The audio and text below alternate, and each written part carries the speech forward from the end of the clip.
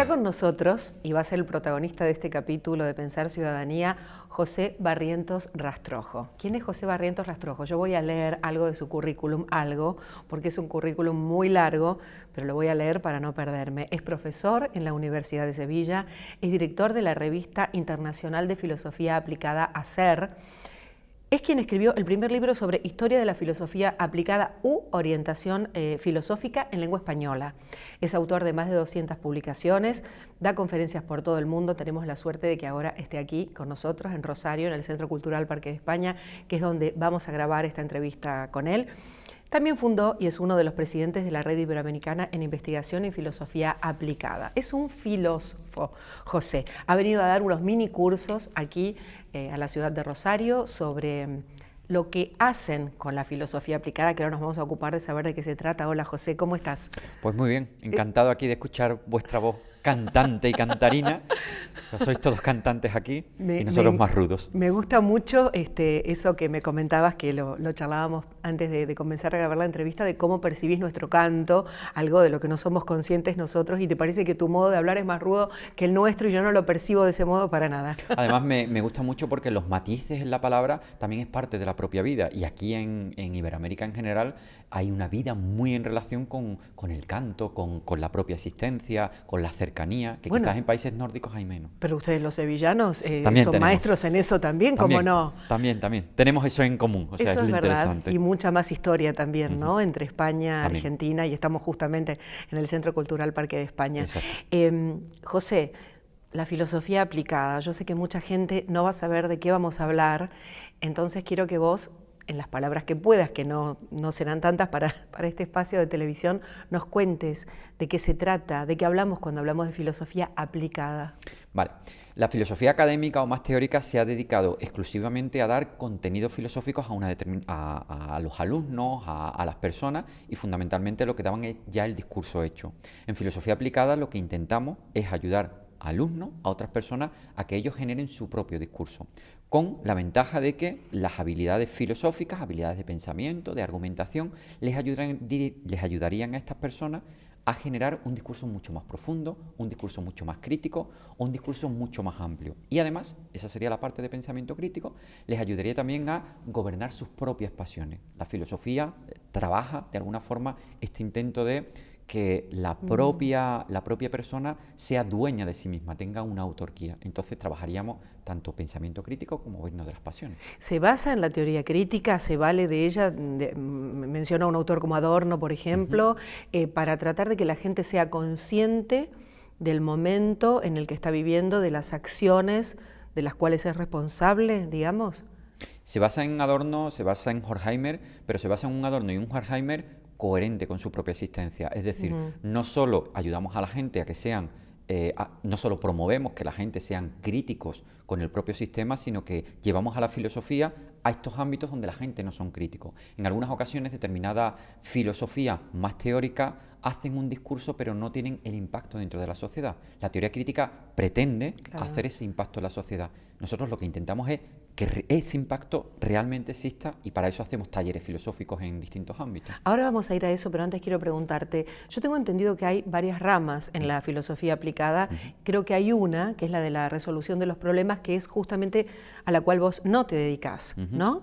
Sí, yo creo que es muy problemático en filosofía intentar simplemente normalizar a la gente, porque lo volvemos a introducir o a reintroducir dentro del discurso establecido. En filosofía aplicada, igual que hizo Sócrates, igual que hicieron distintos filósofos, desarrollan mucho más esa perspectiva, esa impronta mucho más crítica, y por lo tanto es rupturista con el propio sistema. No por romper el sistema por romperlo, sino simplemente para que cada uno de los sujetos genere su propio discurso, sea más autónomo, sea más autárquico, y en ese sentido hay que enfrentarse al sistema para generar el propio sistema, para ser más yo mismo, para ser más yo persona. Desde la filosofía aplicada, José, trabajan con consultorías y con talleres, ¿no? Son dos cosas diferentes. Vamos por los talleres primero y contame cómo se trabaja en los talleres. Hay muchas metodologías y además muchos ámbitos. Algunas metodologías, como decía, lo que hacemos es desarrollar pensamiento crítico, es decir, ayudar a gente que no son capaces de desarrollar qué es lo que ellos quieren en su propia existencia, o por qué quieren, más bien por qué quieren aquello que quieren, en qué se basan eso que quieren, los conceptos que están generados, en qué se basan eso que quieren. Lo que les ayudamos dentro de las consultas es, a través de preguntas, a que ellos generen su propia narrativa, generen su propio discurso, pero además que sea su propio discurso, no sea un discurso desde fuera generado. Estos talleres, estas consultorías, sé que trabajan con poblaciones en riesgo, con gente que está en las cárceles. ¿Cómo se hace en lo concreto, digamos? ¿Es a través de charlas? ¿Se trabaja con textos? ¿Hay siempre alguien que conduce de alguna manera esos encuentros? Sí, más que dar clases, más que generar la típica clase filosófica, hacemos talleres que precisamente en lo que consiste son en ejercicios filosóficos que llevan a este replanteamiento de la existencia. Por ejemplo, hay un ejercicio filosófico estoico que nosotros hacemos que es la premeditación malorum, que es, se le propone a la gente... Perdón, José, voy a pedirte que lo repitas. Premeditatio malorum. Ajá. ¿Vale? Una meditación sobre algo muy negativo en nuestra propia existencia, por ejemplo, que nuestro padre o nuestra madre fallece, y analizar qué es lo que significaría eso. Este ejercicio sirve para dos cosas. Primero, para prepararse en el caso de que esa situación se diera en alguna circunstancia, con lo cual uno gobierna sus emociones alteradas en ese momento. ¿Por qué? Porque ya se imaginó esa situación. Y segundo, para darle valor a eso que tenemos, que ya no le damos valor porque con nuestros padres pensamos que van a ser infinitos, pero cuando nos ponemos en esa situación de que hemos perdido a nuestros padres y volvemos luego a la vida real, ahora volvemos a valorar mucho más a nuestros padres. Aquí tendríamos un ejercicio que sirve para eso, prepararnos para que se dé esa situación, y segundo, volver a valorar precisamente eso. ¿Pero siempre trabajas sobre una posibilidad futura y todo lo que puede en el futuro acontecer, o trabajas sobre el pasado también? Fundamentalmente se trabaja sobre el futuro.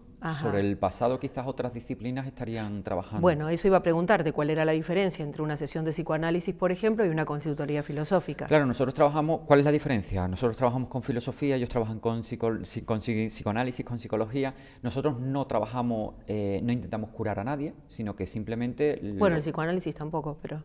Pero de alguna forma hay terapia. Hay psicoterapias que sí, pero no el psicoanálisis. Pero hay, de todas formas es un autoconocimiento que de alguna forma estás haciendo algún tipo de avance. Nosotros tenemos mucha vinculación con el psicoanálisis porque en Sevilla trabajamos un grupo que trabaja en psicoanalistas y filósofos. Algunas diferencias, si vamos específicamente al psicoanálisis, algunas diferencias. El psicoanálisis trabaja con modelos antropológicos específicos, bien sea porque trabajamos con Freud, Lacan, con Adler, mientras que nosotros no solo trabajamos con un único modelo. Para nosotros no existe un subconsciente, inconsciente, los distintos modelos psicoanalíticos, sino que eso es un modelo antropológico. Nosotros podemos trabajar con distintos tipos de modelos antropológicos.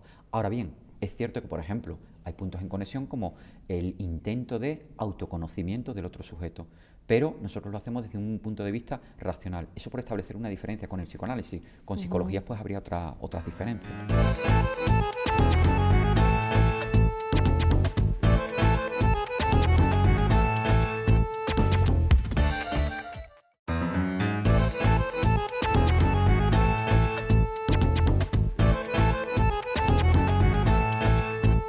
La pregunta que te quiero hacer es esta, frente a los individuos que están angustiados, ¿no?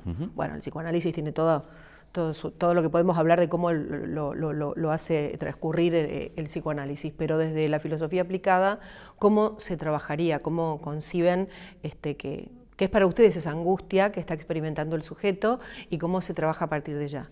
Yo creo que la pregunta es muy interesante porque establece otro de las diferenciaciones con otras líneas psicoanalíticas, y es el tema en la angustia de intentar evitar o intentar afianzarse y habitar la propia angustia. En filosofía, autores del siglo XX, Ortega y Gasset, Martin Heidegger, María Zambrano, dicen que la angustia no es algo negativo, sino que realmente la angustia que se crea dentro de una crisis es el principio para reconocer la autenticidad del sujeto. Por lo tanto, en filosofía aplicada, en el caso específico de angustia, no intentamos eliminar la angustia, sino que en algunas ocasiones podemos aumentar la propia angustia. Porque si aumentas la angustia, estás poniendo las bases para que tú te descubras auténticamente a ti mismo. No intentamos eliminar la angustia porque Heidegger considera que es uno de los existenciarios, o sea, una de las características existenciales básicas del propio sujeto. ¿De qué se trataría entonces? De aceptar esa situación angustiada y realmente utilizarla como un recurso de desarrollo del propio sujeto. Por lo tanto, en el caso nuestro, no tenemos por qué eliminar la angustia. Es todo lo contrario, puede ser algo muy positivo, puede ser un recurso. Nombraste, José, a María Zambrano, que es una autora, una filósofa muy valiosa, reconocida tardíamente, ¿no? Me parece. me gustaría saber por qué te interesa la obra de Zambrano, y después te voy a hacer algunas preguntas así como me gustaría saber que vos la traduzcas un poco para quien no la conoce, ¿no? ¿De qué estamos hablando? ¿De quién? María Zambrano es una filósofa española, la gran discípula de Ortega y Gasset, que estuvo en el exilio, nace en 1904, muere en 1991, con lo cual una autora contemporánea, que fue el tema de mi tesis doctoral, que anda por ahí por internet. Mi tesis doctoral vinculó filosofía aplicada y María Zambrano, como a través de María Zambrano podemos hacer consultas filosóficas y talleres filosóficos, era el tema de la tesis, y que fundamentalmente lo que yo estuve intentando hacer dentro de la tesis doctoral, porque yo fui a ella, fue porque para mí Ortega y Gasset era demasiado racionalista, mientras que María Zambrano trabajaba una razón poética y permitía comprender determinados resquicios de la realidad que Ortega y Gasset no podía llegar. Entonces, como ella trabaja la razón poética, es una forma de aproximación a la realidad muy sutil que precisamente nos permite comprender ciertos elementos. Ella habla de una actitud poética y una actitud filosófica. ¿Cuándo o ante qué deberíamos tener una u otra? Yo creo que no hay que elegir, y Zambrano nunca dice que haya que elegir entre una y otra. No hay diferencia. No. Ella lo que no las opone, digamos, ¿no? Para ella un lo que momento u otro. Exactamente. Ella lo que critica es el reduccionismo de la razón solo a la razón filosófica, o sea, a la razón mucho más lógico-argumental. Y dice, para comprender la realidad, para comprender qué significa el amor, la libertad, la existencia, hay otras formas de acceso a esos conceptos. Y los poetas acceden al mismo concepto, pero desde otra vertiente. Entonces, Zambrano lo que dice es que hay que desarrollar una razón poética, hay que incluir ambos tipos de racionalidades. Entonces no hay que elegir una u otra, sino si realmente queremos comprender qué es la realidad, hay que utilizar ambos tipos de abordaje. ¿Y la realidad para Zambrano qué es o cómo es? La realidad es algo mucho más profundo que aquello que nosotros estamos viendo. Nosotros vivimos como en una superficie, pero hay determinados resquicios que a través de una razón poética nos podemos introducir, como dice Zambrano, como si fuera una gota de aceite, utiliza esa metáfora, y esa gota de aceite se mete en el resquicio y nos permite ver determinadas densidades o profundidades que la razón más lógico-argumental, más analítica, no es posible comprender. Entonces ella dice que más allá de esta superficie hay fundamentalidades, más allá de esta superficie hay elementos sagrados, que son elementos metafísicos, no son elementos religiosos, y ahí es donde realmente está la existencia. Y hablabais en este programa del tema de ciudadanía. Hay un tema muy interesante en Persona y Democracia que comenta Zambrano. Ella dice que una democracia no es aquel sitio donde es posible ser persona, sino donde hay la obligación de ser personas. Y aquí entra mucho en juego la filosofía. O sea, si una democracia no obliga a generar personas, realmente no tenemos una democracia. ¿Cómo generamos personas? Pues precisamente a través de pensamiento crítico, a través de desarrollar en los ciudadanos esta visión de profundidad, de que no solo veamos la superficie, a través de desarrollar esta crítica a las propias ideologías. Y claro, ahí juega un papel fundamental, por supuesto la educación, pero por supuesto también esta filosofía que nos capacita, como ella dice, para ver. En estos tiempos donde los filósofos, al menos aquí en la Argentina, algunos se han hecho bastante mediáticos, son muy conocidos, dan conferencias y todo el mundo se acerca. Además ha habido una serie, bueno, que conocerás perfectamente, que es Merlí, que ha concitado la atención de muchísimas personas. La filosofía parece estar más cerca, ¿no? Y siempre hay una pregunta que se le hace a estos filósofos, que es ¿cuál es la utilidad de la filosofía? Cosa que creo que quizás parta esa pregunta ya en sí misma sea un error, ¿no? La filosofía no tiene que ser útil. Me gustaría que vos me dijeras, José, qué pensás al respecto. Digo, lo que busca la filosofía es otra cosa, en todo caso la utilidad o el beneficio va a ser secundario, seguramente. Sí. ¿Es así como lo pensás vos? Exactamente. Yo creo que hay que distinguir entre los objetivos y los resultados, entre la utilidad y los resultados. La filosofía, el objetivo de la propia filosofía es lo mismo que el arte. ¿El arte busca algún tipo de resultado? No, el artista hace una obra de arte porque tiene que hacer una obra de arte, es decir, por el propio prurito de la belleza. En filosofía, el filósofo, ¿por qué trabaja? Trabaja exactamente por la verdad, por llegar a descubrir. Lo que pasa es que ese trabajo, cuando ayudamos a otras personas a que descubran su propia verdad, tiene resultados. No queremos curar a nadie, no queremos salvarle la vida a nadie, pero resulta que cuando una persona está trabajando filosóficamente, su vida tiene mucha más profundidad y ahí hay resultados importantes. No porque yo los busque, sino porque hay determinada gente que los consiguen. Por ejemplo, en prisión.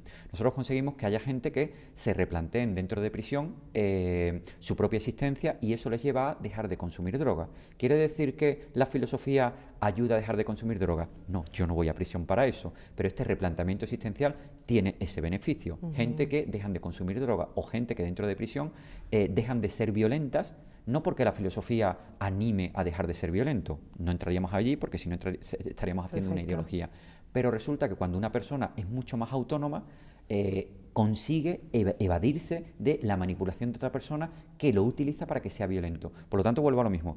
¿La filosofía tiene utilidad? No, la utilidad de la filosofía es la propia utilidad, el propio hacer filosofía, pero este acto genera resultados muy positivos para la sociedad.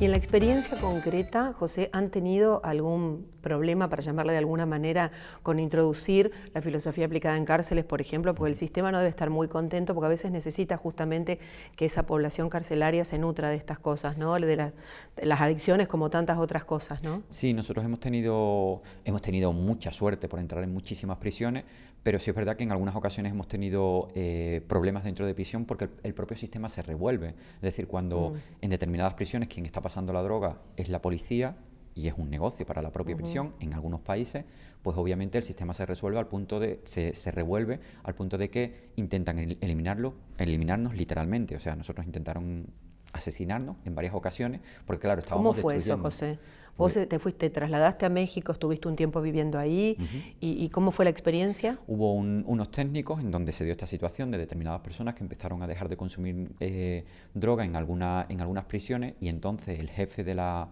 policía nos avisó que determinados policías habían señalado a los técnicos para eliminarlo, pero que por supuesto él se había enterado antes, había hablado con la policía, pero que habían ido directamente a eliminar a estas personas dentro de prisión porque le estábamos destrozando el negocio.